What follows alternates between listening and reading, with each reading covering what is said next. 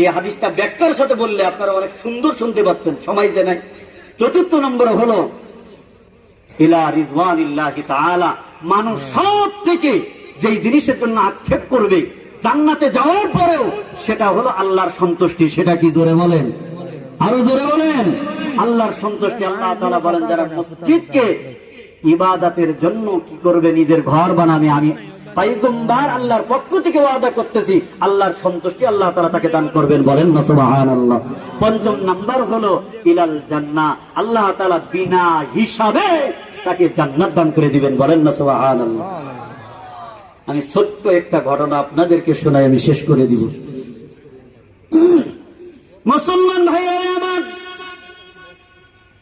5 ওয়াক্ত নামাজ যখন আদায় করে না আল্লাহর বান্দা, তখন দেখবেন এখন মা বাবা যখন মারা যায়, মা বাবা মারা যাওয়ার আগে অনেক সন্তান মুমূর্ষু অবস্থাটা বুঝতে পারে।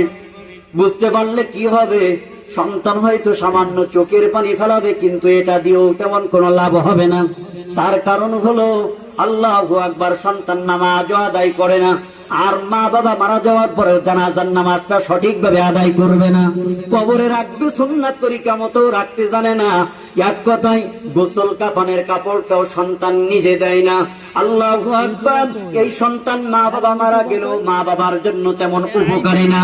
পয়গম্বর সাল্লাল্লাহু আলাইহি সাল্লাম বলেন, দুনিয়ার থেকে যে মা বাবা বিদায় নিল, 3টা জিনিসের মধ্যে একটা জিনিস যদি ওই মা বাবার জন্য যদি থাকে, আল্লাহু আকবার, ইয়াদউ লিওয়ালিদাইন, নেককার সন্তান, যে নেককার সন্তান মা বাবার জন্য কি করতে থাকবে, ইয়াদউ লিওয়ালিদাইন, আল্লাহু আকবার, মা বাবার জন্য দোয়া করতে থাকবে। কি করবে? জোরে বলেন, আরো জোরে বলেন।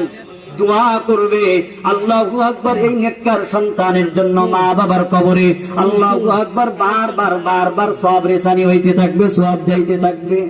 আমি একটা মা বাবার ঘটনা ছোট্ট করে আপনাদেরকে শোনাই। আমাদের লক্ষ্মীচুরি মাদ্রাসার মধ্যে আমি উনাকে দাওয়াত দিয়েছিলাম, নাম হলো মাহবুবুর রহমান যুক্তিবাদী, বাড়ি হলো পটুয়াখালীর মধ্যে। এই মাহবুবুর রহমান যুক্তিবাদী ভাই, ওনার সঙ্গে আমি কয়েকটা প্রোগ্রাম করেছি। ভাইজান আমার বলেন, আল্লাহু আকবার, নেককার সন্তান থাকলে কি লাভ, এটা আমি বুঝাইতে ছোট্ট উদাহরণটুকু 2-3 মিনিটের মধ্যে, 4-5 মিনিটের মধ্যে দিয়া শেষ করব। আল্লাহু আকবার। মাহবুবুর রহমান যুক্তিবাদী ভাই বলেন, হঠাৎ করে আমি মাদ্রাসার মধ্যে আসছি, আমার কাছে টেলিফোন আসলো, মাহবুব তুমি যদি মায়ের চেহারাটা যদি দেখতে চাও, শেষবারের মতো মায়ের সঙ্গে যদি তুমি কথা বলতে চাও, মাহবুব তুমি বাড়ির মধ্যে চলে আসো। মাহবুব রহমান ভাইজান বলেন, ভাই যখন নাকি মায়ের কথা আমি শুনলাম,